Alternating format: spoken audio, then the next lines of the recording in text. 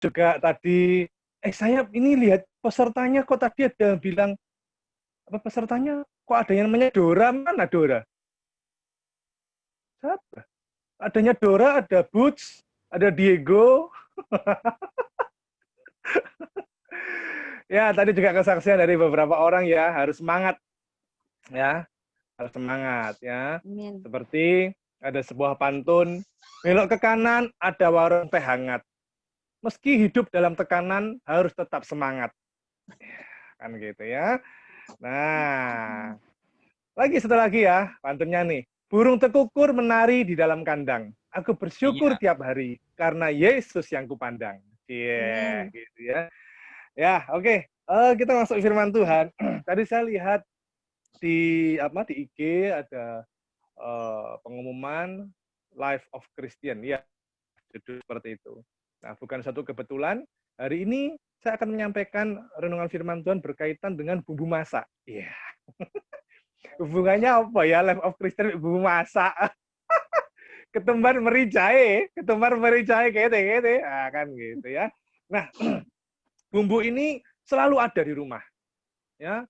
Bukan hanya di rumah, tapi di warung, di depot, ya, dimanapun ada, di kafe juga ada. Bahkan di gubuk reot, sampai di istana megah, bumbu ini selalu ada. Nah, kita semua tahu bumbu itu adalah gula. Bukan, garam. Ayo kita lihat ya, di dalam Matius, pasal 5, ayat 13 sampai 16. Inilah hidup Kristen. Ya, life of Christian, ya ini. Hidup Kristen ini ya garam dan terang. Ini akan saya bagikan malam ini tentang garam dan terang. Matius pasal 5 ayat 13 sampai 16. Demikian bunyi firman Tuhan. Ya, judulnya garam dunia dan terang dunia. Kamu adalah garam dunia. Jika garam itu menjadi tawar, dengan apakah ia diasinkan? Tidak ada lagi gunanya selain dibuang dan diinjak orang. Kamu adalah terang dunia. Kota yang terletak di atas gunung tidak mungkin tersembunyi. Lagi pula, orang tidak menyalakan pelita, lalu meletakkannya di bawah gantang, melainkan di atas kaki dian, sehingga menerangi semua orang di dalam rumah itu. Demikianlah hendaknya terangmu bercahaya di depan orang, supaya mereka melihat perbuatanmu yang baik dan memuliakan Bapamu yang di surga. Nah, saudara, di sini jelas tentang garam dan terang. Saudara dan saya adalah garam dan terang. Ya. Nah, begini, tentang garam dulu ya. Kehidupan kita ini memang, kalau saudara lihat dalam Matius pasal 5 tadi, ayat 13 sampai dengan 16, itu sebelumnya Tuhan berbicara soal penganiayaan, saudara ya. Yesus memanggil murid-murid yang pertama, ya.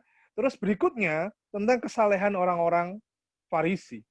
Artinya gini, murid-murid itu diberitahu Tuhan, kamu itu garam dan kamu itu terang. Artinya untuk menunjukkan identitas sebagai garam dan terang, ini bukan sesuatu hal yang mudah.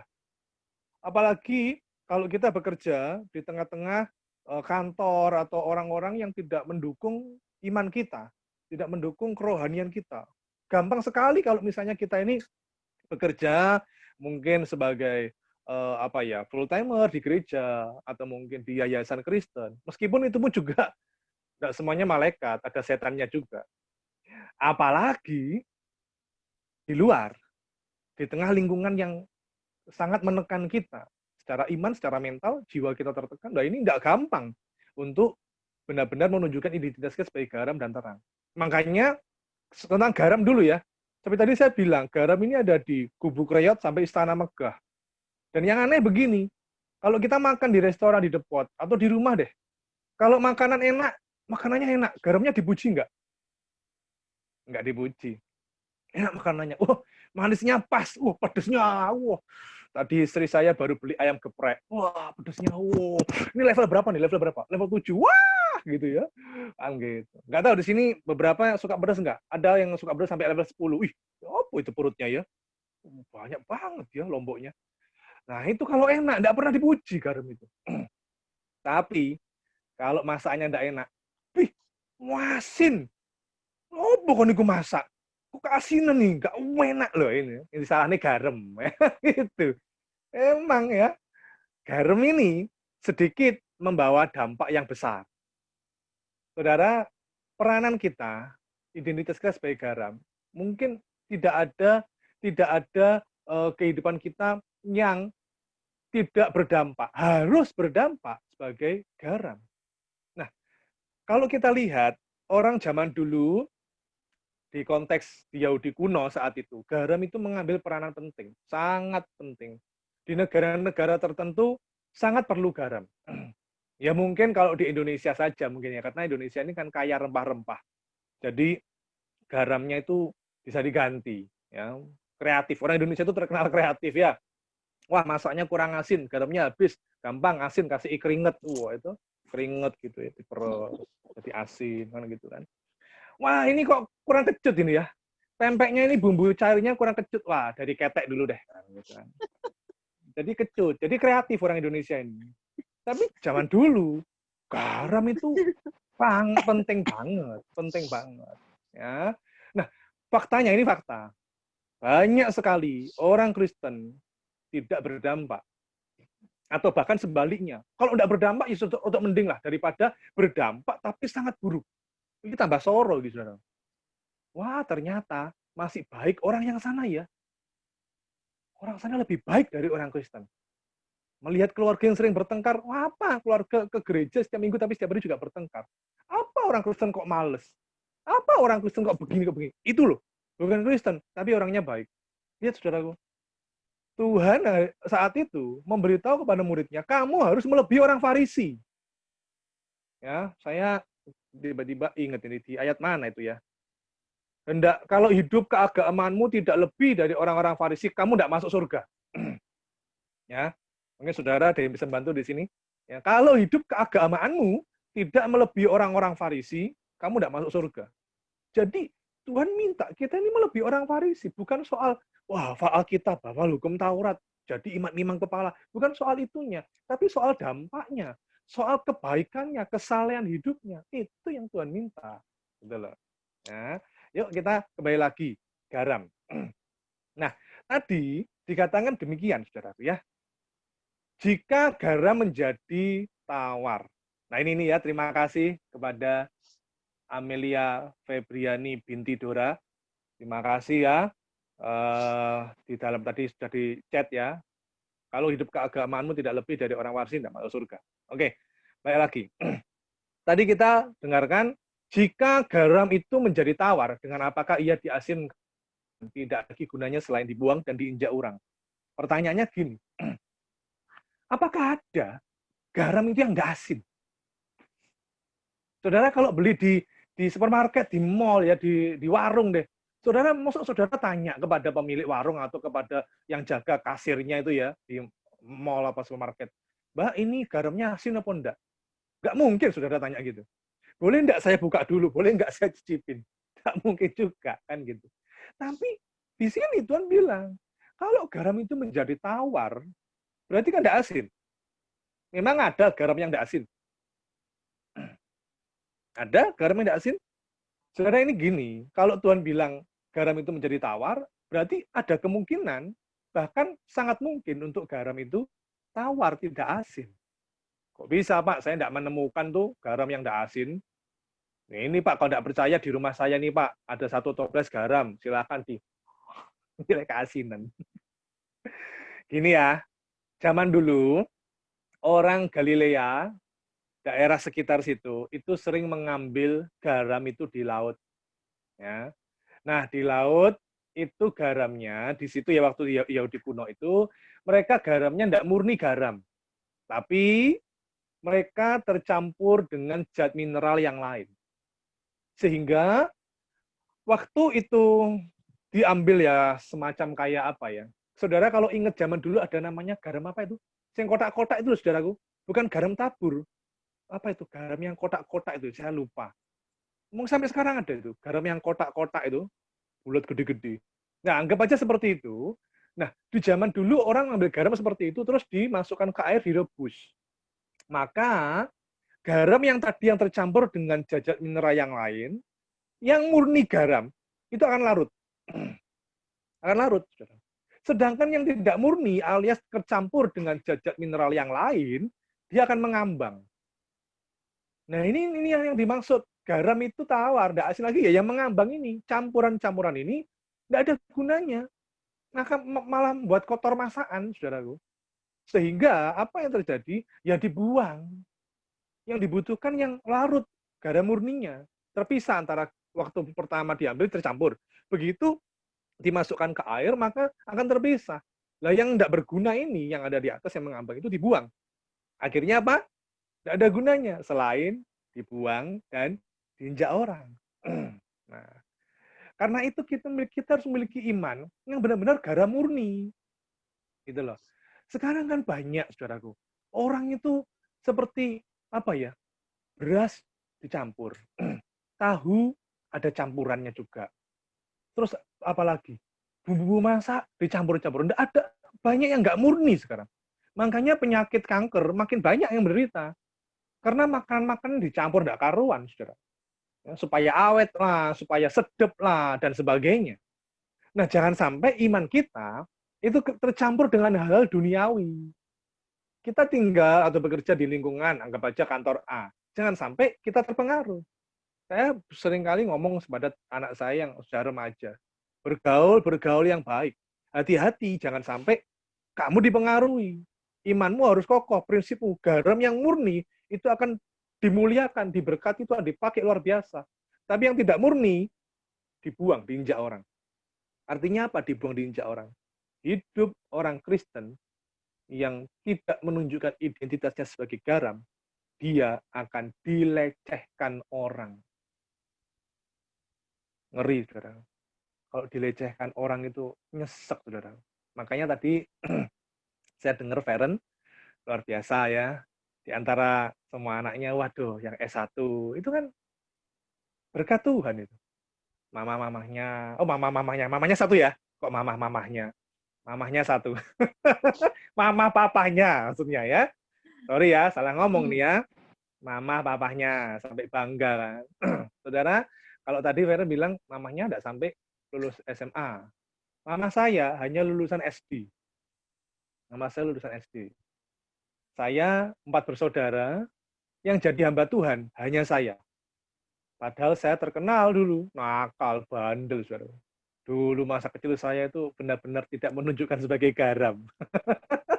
Kalau saya tidak pernah sekolah minggu, nggak pernah saya. Saya baru ke gereja ya baru remaja, baru sungguh-sungguh baru kira-kira ya youth lah ya waktu SMA baru sungguh-sungguh. Tapi sebelumnya enggak, apalagi SD, kak saudaraku. Sehingga terkenalnya wah anaknya itu ya, tante itu sing paling nakalnya Bambang itu, wah itu terkenalnya tapi terkenal buruk, terkenal negatif. Tapi sekarang jadi hamba Tuhan, jadi pendeta. Orang-orang sampai geleng-geleng. Mosok iku sing cilikane nuwak kali itu. Mosok nggak jadi orang kurang ajar, malah jadi pendeta. Mosok sih. Nah ini saudara. Sama kayak Feren ya. Tuhan akan memakai engkau Feren dengan luar biasa. Ya, Tuhan akan memakai kita semua. Ya, akan beda. Tapi kalau garam itu nggak asin, dilecehkan orang. Namanya siapa? Yohanes. Nama lengkapnya sama. Siapa nama lengkapnya? Yohanes Paulus Daniel. Waduh, nah satu orang kasih nama 3 nama gitu. Yohanes Paulus Daniel. Kerjaannya apa? Pengedar narkoba. Wih.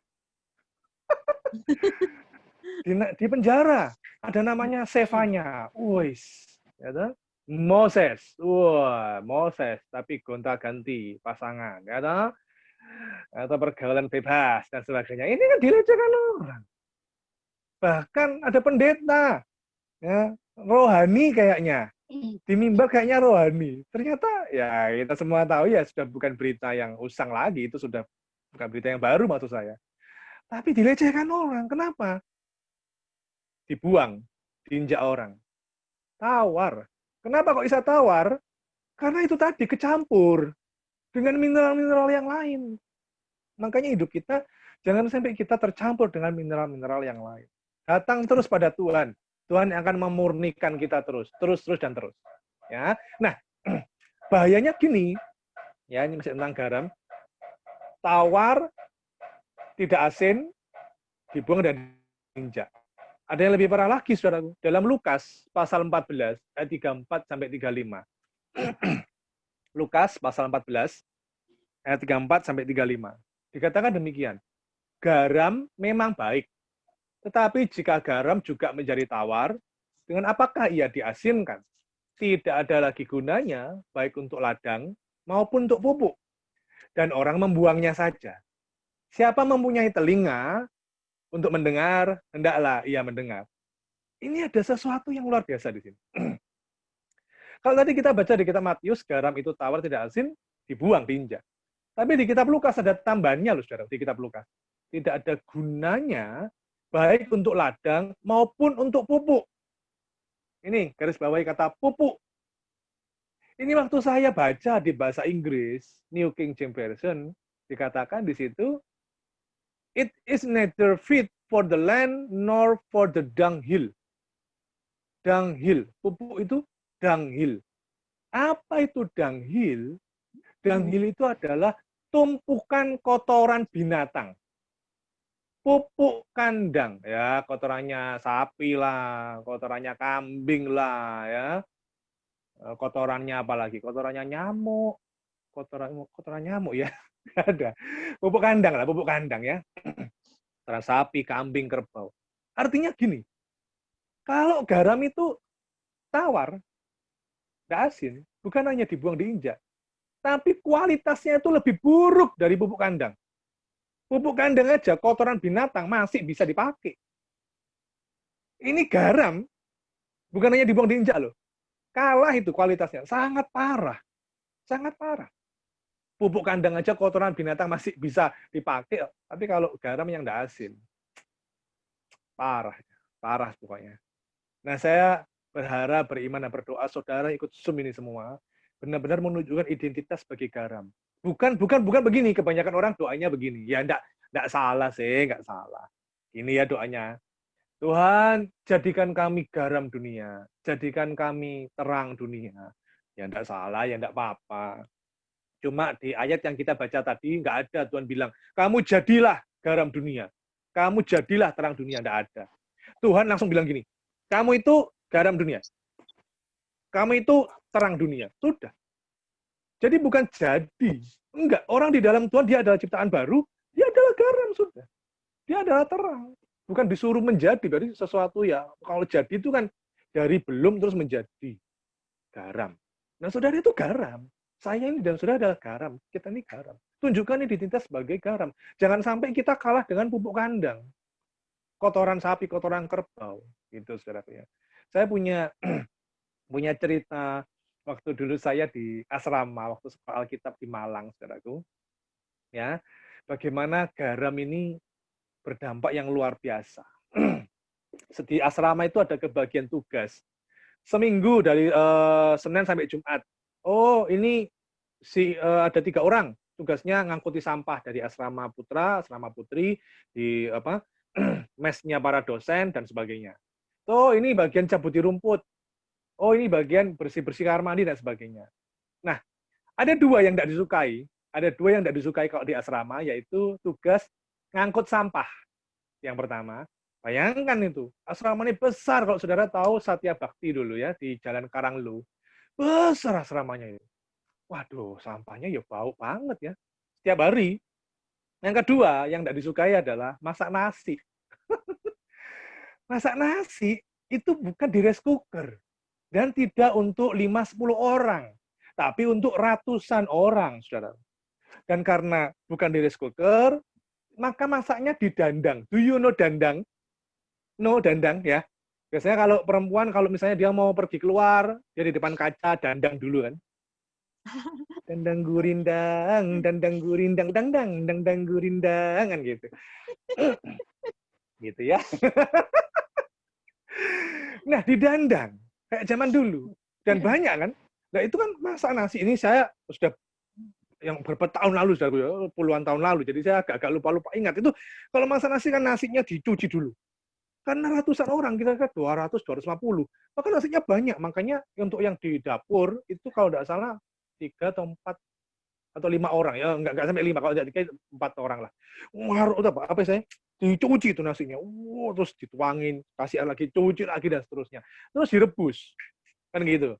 Direbus sampai kira-kira agak lunak gitu ya, hampir-hampir enggak sampai jadi bubur, enggak, tapi sudah agak lunak. Terus itu istilahnya apa? Dikukus atau apa sih istilahnya ya? Apa? Ya kayak dikukus gitulah ya. Nah, itu dia. Dikaroni.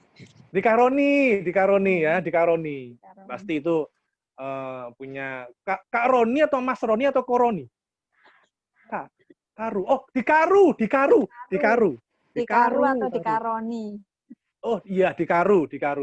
Nah, beras itu loh biasanya kan ada beras karu, dikaru 5 kilo, berasnya dikaru 10 kilo gitu.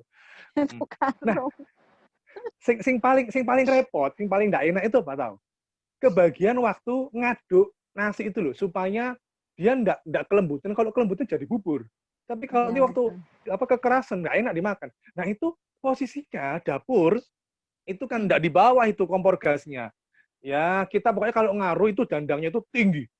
Kalau saudara tahu postur saya ya tingginya sampai di dada saya lah. Ya.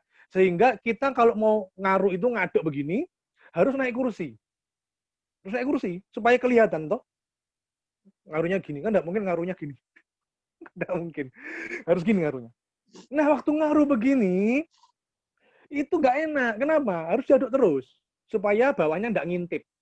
Tahu yang ngintip ya? Tahu yang ngintip? Jadi ada yang ngintip. Kan gitu. Ngintip. Kan gitu kan. Ini. Nah, itu panas. Sumuk, saudaraku. Nah, kalau ambil gini, sambil gini kan, lihat nasinya gini. Itu sering kali, banyak sekali, saudaraku. Netes. Keringetan toh? Tes. Keringetan, waduh. Paling nggak enak itu, paling nggak enak. Oh, segini pokoknya. Gantian sama teman-teman juga gitu. Capek, ganti kamu. Gini lagi. Tes. Itu tes sudah. Belum nanti, wah yang lain-lain deh. Makanya kadang ya nasinya agak asin-asin gimana gitu. Alami itu ya, garam alami. Nah, saudaraku, kembali di kisah garam tadi ya. Garam itu harus berguna. Ya, garam itu harus berguna. Kalau enggak, parah ya. Lebih baik kotoran binatang daripada garam. Sebelum saya masuk di soal terang ya, tentang terang dunia. Satu lagi, tentang garam tadi dikatakan demikian, saudaraku ya. Kamu adalah garam dunia. Jika garam itu menjadi tawar, ya, tawar. Ini tentang tawar ini. Ya, tawar. Ini biasanya kita sering menjumpai di pasar, ya. Pasar, kalau di pasar pagi kan banyak orang tawar menawar kan, ya kan? Kalau di pasar tawar menawar. Ini berapa? Enggak Pak, ini sekian gitu. Ini garam juga bisa tawar, tapi tidak menawar ya. Garam bisa tawar, tapi tidak menawar. Nah, soal tawar, ini di dalam bahasa aslinya moranti. Dalam bahasa Yunani-nya moranti. Dari kata dasarnya moraino. Apa itu moraino? Yaitu menjadi bodoh. Jadi kata garam itu tawar, diibaratkan kalau kita ini tawar, identitas kita sebagai garam tawar, kita orang bodoh. Moraino, moranti. Untuk kata dasarnya moraino. Dan itu ada juga di dalam 1 Korintus pasal 1 ayat 20. 1 Korintus pasal 1 ayat 20, ada tertulis di situ kata bodoh. Sama. Bahasa Yunani juga moranti. 1 Korintus pasal 1 ayat 20. Lalu ada lagi kata moranti itu dipakai dalam Roma pasal 1 ayat 22.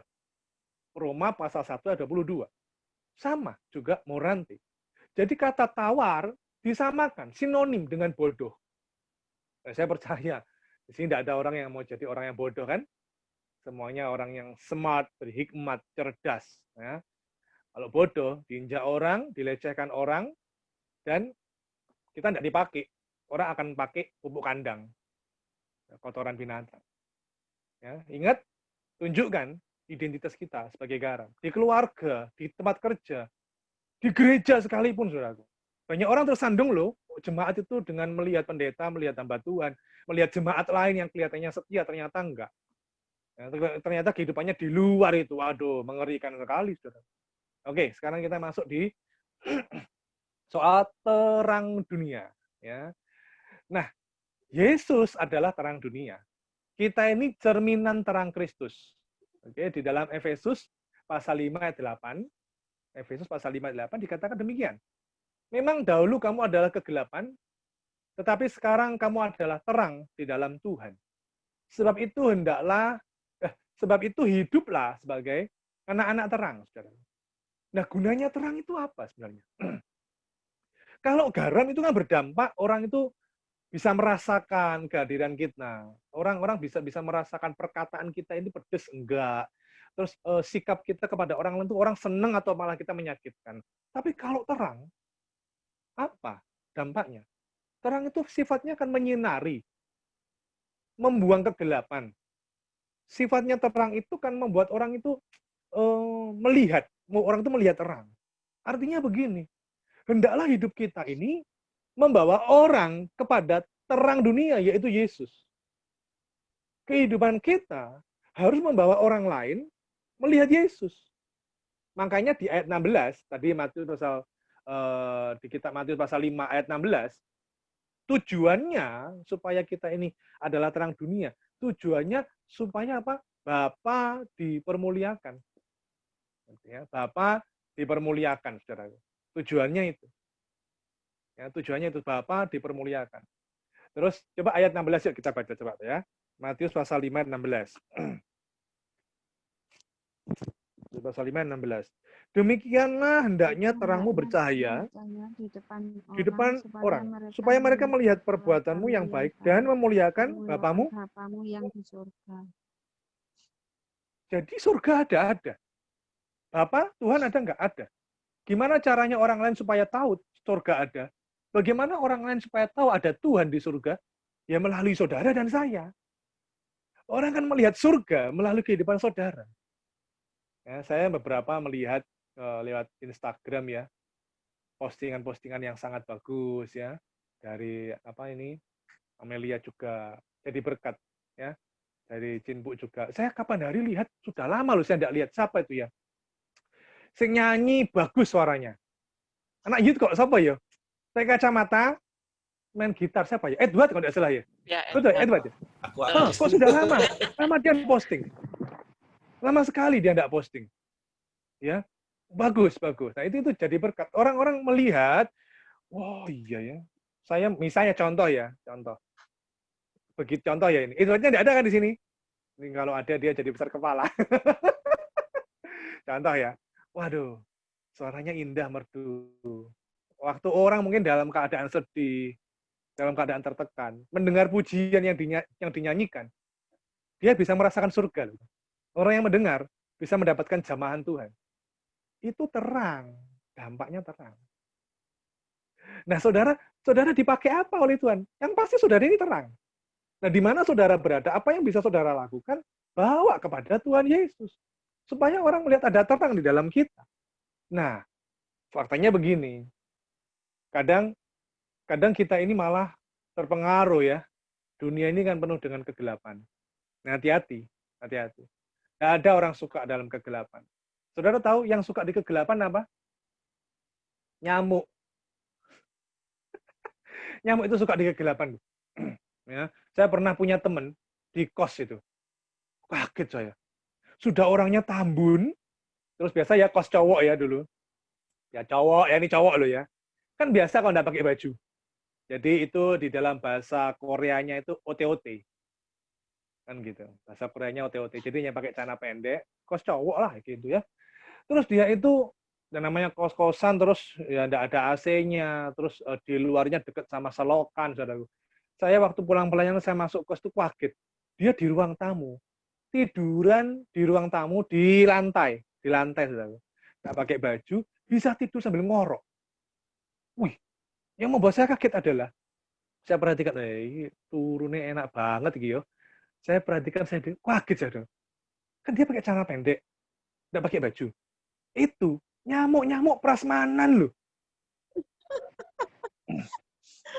Serius, kaget saya. Ada yang di pahanya, ada yang di lengannya. Tapi dia dengan enaknya dengkur. Gitu. Mungkin itu nyamuknya prasmanan pesta ya. Ada musiknya kan. Enak nyamuknya prasmanan. Ayo bro, kene sempuk ini. Terus entek lah, ayo kene sempuk gitu.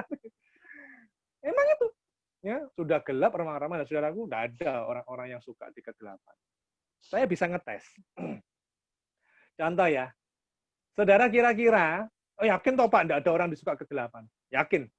Buktinya, kalau di rumah, listrik padam, tiba-tiba, lampu mati, put, gelap. Apa yang terjadi? Mesti gini kan, waduh, lampunya mati. Kan gitu. Atau kalau tidak gitu, yang takut dengan kegelapan, kok mati? Gitu kan. Belum nanti, teriak. Yang biasanya anak kecil, Dedi, Mami. Takut gelap orang itu. Yang dicari apa kalau di kegelapan? Apa?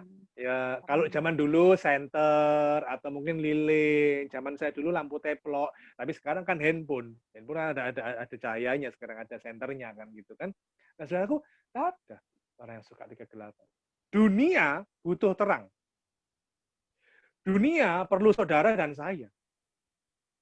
Jadi kita ini membawa terang Kristus supaya orang lain melihat hidupnya kita semua itu membawa orang kepada Kristus. Ya, memang sih ada. Saya pernah lihat di apa ya, di TV atau di media sosial itu ya. Ada restoran di Eropa, restoran dalam kegelapan. Coba ya apa itu? Kan gitu ya, orang itu kan sekarang mau viral. Sensasi-sensasinya itu loh, sensasi kan gitu kan. Murah di dalam kegelapan. Jadi makan itu nggak kelihatan di kegelapan. Gitu. Terus apa ya, menunya juga nggak tahu itu gimana. Tapi waktu saya dengerin itu ternyata sudah bangkrut, sudah ditutup. Yang waktu saya dengar itu nggak tahu kalau sekarang yang lain ada, saya nggak ngerti ya. Yang lain misalnya niru-niru gitu. Tapi sudah tutup, sudah bangkrut. Memang nggak ada orang yang suka di kegelapan. Mungkin ada yang mengatakan begini, Pak, tapi saya kalau tidur, nah saya lampunya saya matikan loh Pak. Gitu. Ya mungkin ada. Saya termasuk tidur. Saya ini kalau tidur selalu tutup mata itu. Tutup mata tidur. Dan lampunya saya matikan gitu. Kalau istri saya enggak, dia suka agak ada lampu-lampu kuning gitu ya. Lampu kuning. Artinya apa? Hati-hati. Kalau merah berhenti, kalau hijau jalan terus. Tapi itu kan enggak lama. Paginya sudah terang kan? Enggak mungkin orang itu di dalam kegelapan terus. Gitu.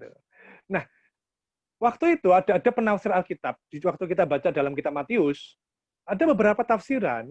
Ada ini hanya tafsiran ya. Yesus itu sebenarnya selain dia memberitahu murid-muridnya, juga zaman itu ada masyarakat Qumran. Ini tafsiran, saudara ya. Masyarakat Qumran di zamannya Tuhan Yesus, memang mereka hidup sepertinya dalam tanda kutip suci, kudus.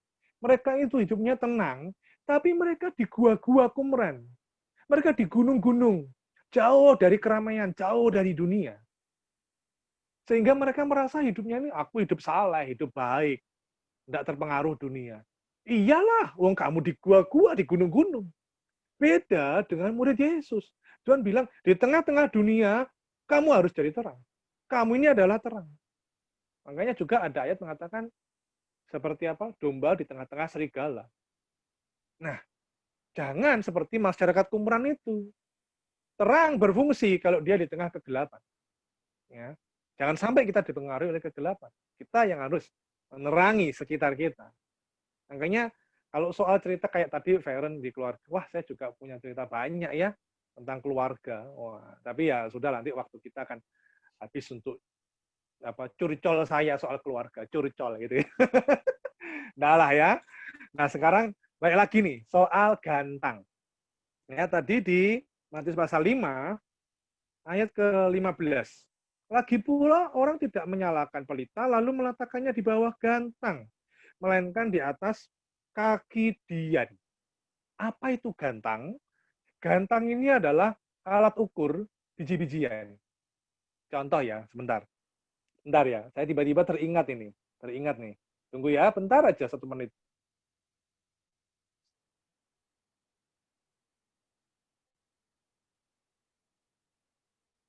Nah, saudaraku, gantang itu alat ukur biji-bijian.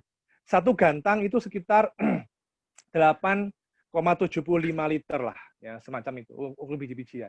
Nah, jadi kalau saudara tahu apa ya, kayak ciduk lah, kayak ciduk semacam itu, ciduk ya, ciduk itu. Ciduk loh ya, tahu ciduk? Bukan cinpu, bukan. Ciduk, ciduk, bukan cinpu. Ciduk ada di kamar mandi, cinpu ada di sini. Nah, itu semacam itu, saudara. Dan itu kan gantang itu nggak ada rongga udaranya. Kalau tuker biji-bijian, kalau ada udaranya lubang-lubangnya, ya bijinya jatuh semua, nggak bisa ngambil, nggak bisa diukur, saudaraku. Kan gitu. Nah, jadi karena nggak ada rongga udaranya, apa yang terjadi kalau lilin atau pelita nyala, terus gantangnya ditaruh gini? Padam, mati, nggak ada udaranya. Atau mungkin beberapa ada semacam ini ya, ada beberapa alat ukur, apa tadi itu kayak timba gitu, saudaraku, yang mungkin ada rongga-rongga udaranya kecil-kecil ya, bahasa Ibrani-nya besek, do you know besek, bahasa Ibrani besek. Ya, itu sama. Kalau pelita nyala, terus ditaruh di atas, wah, dia nggak bisa maksimal. Terangnya nggak bisa mencar, nggak bisa mencar. Gitu ya. Kalau misalnya contoh seperti gini, saudara bisa lihat saya nggak? Ah, nggak bisa lihat saya kan? Nggak bisa. Ini bukan pelita loh, ini saya. Tapi saudara nggak bisa lihat, nggak bisa lihat ekspresi saya. Nggak bisa. Saya nggak bisa. Gitu ya. Contoh ya. Nah, jadi gini, balik lagi sekarang. Coba saudara jawab dalam hati, dan saya harap saudara kita seirama, sama sepakat ya. Ya, meskipun saya nggak tahu hati saudara. Ada orang nyalakan lilin, pelita. Dia bawa gantang, kayak tadi ya, atau semacam inilah gitu ya. Gini, ini pelita, terus diginiin. Anggap aja lampunya mati gitu ya. Listriknya padam gelap, dia bawa pelita diginiin. Itu tuh. Itu orang apa? Saya mau tanya. Hah? Tahu kan? Nah, mungkin di dalam hati saudara dia bilang gini, oh itu orang nggak waras, Pak. Atau tuku beras salah ketan. Ketokane waras tiba noedan. Gitu. Atau ada yang bilang begini, oh itu orang kerjaan Pak, senting Pak mungkin Pak. Ini sudah laku. Orang yang nyalakan pelita ditutup di gantang, itu orang bodoh, nggak ada gunanya. Kalau saya cross check, saya samakan garam tadi, tawar, morante, juga bodoh. Terang, pelita yang tidak berfungsi, itu juga bodoh. Tuhan tidak mau kita jadi bodoh. Identitas saudara dan saya garam dan terang. Jadilah garam yang disukai, yang memberi bumbu kepada sekitar, orang suka dengan keberadaan kita. Dan kita adalah terang, saudaraku. Ya, garam harus menunjukkan dirinya berfungsi sebagai garam, dan terang tunjukkan bahwa ada Yesus dalam kita. Orang bisa melihat ada surga gitu dalam hidup kita. Saya tutup dengan satu kisah, saudaraku ya. Satu kisah. Sebenarnya ada 1001 kisah. Cuma saya ambil satunya aja ya. 1000-nya kapan-kapan aja. 1001 kisah. Kayak anu ya, 1001 malam. Mimpi 1001 malam. Nah, ini satu aja. Di mana ada hari tertentu kita tahu ada namanya gongsi pacai, gitu ya. Memberi angpo gitu. Terus satu saat kami kumpul ya, kenalan-kenalan, kerabat, saudara kumpul gitu. Lalu satu saat itu sudah selesai itu pemberian angpo, memberi dan diberi. Yang paling enak adalah diberi, yang paling senep adalah memberi. Nah, besoknya saya dapat laporan, ada berita lah, ada berita. Gini beritanya. Si dia dapat angpo lebih. Bahkan diberi lebih pokoknya. Oh iya, iya. Dan ini sumbernya sangat terpercaya. Terus bukan hanya itu, tapi juga kehidupannya diberi alat transportasi, saudara. Enak. Terus saya itu guyon gini. Guyon ini. Aku orang diberi yo. Guyon ini ya, guyon aja. Aku udah diberi yo gitu. Lalu yang sumber saya bilang gini, iyo gak diberi karena hidupmu tuh ketokan wis diberkati banget, wis mapan enak, jadi ngesakne sing kae lho. Hidupnya kekurangan, jadi itu sing diberi, kamu kan enggak. hidup wis diberkati, wis enak hidup. Padahal dalam hati saya juga punya pergumulan, kan gitu kan? Saya juga punya kesulitan. Tapi gini loh, orang lain bisa melihat, wah, ternyata hidup saya jadi berkat. Orang melihat, wah hidupnya enak itu ya. Padahal kalau saya diberi lebih, yo maulah, yo maulah gitu ya. Tapi minimal orang melihat itu seneng gitu loh. Wah, Pak Bambang ini enak ya hidupnya, diberkati, wah nama Tuhan dimuliakan. Bahkan banyak, ada beberapa pasangan muda-mudi yang bilang ke istri saya, wah bersyukur ya, kamu itu suami istri keluarga yang baik. Yang nyeneng, no, dilihat gitu seneng gitu loh. Ya, saya mau sama istri saya, nggak hanya dilihat, tapi memang benar-benar menyenangkan. Gitu ya. Daripada itu loh, keluarga itu, aduh, nggak jadi berkat. Sudah suaminya galak, bojone sangar, istrinya cerewet, babel, dan sebagainya. Aduh, kan nggak jadi berkat. Enak ya kalau kamu lah. Saudaraku, dari situ orang melihat ada surga di hidup kita. Orang melihat, oh ini terang Kristus ada. Dengan demikian, garam kita berfungsi. Kita tidak jadi tawar. Dan biarlah biar bubuk kandang di luar sana. Dan kita garam dan terang. Tuhan Yesus memberkati. Ayo kita doa ya. Kita doa dulu ya. Tuhan Yesus, terima kasih firman-Mu menguatkan kami, Tuhan. Menegur kami. Ampuni kami bila selama ini kami tidak menunjukkan identitas kami sebagai garam dan terang. Dan biarlah mulai malam ini, dimanapun kami berada, di keluarga, tempat kerja, di bidang pelayanan, di sekolah, kampus, dimanapun berada, dengan apa yang Tuhan percayakan, dimanapun Tuhan menempatkan kami, benar-benar roh-Mu yang hidup menolong kami, untuk kami menunjukkan identitas kami sebagai garam dunia dan terang dunia. Supaya orang lain melihat bahwa hidup kami benar-benar ada Bapa di surga itu tinggal di hidup kami. Dan pada akhirnya Tuhan, biar hidup kami senantiasa memuliakan Tuhan. Kami menjadi berkat, bukan menjadi batu sandungan. Terima kasih untuk firman-Mu. Terpujilah nama Tuhan. Dalam nama Tuhan Yesus. Haleluya. Amin. Puji Tuhan. Saya serahkan kepada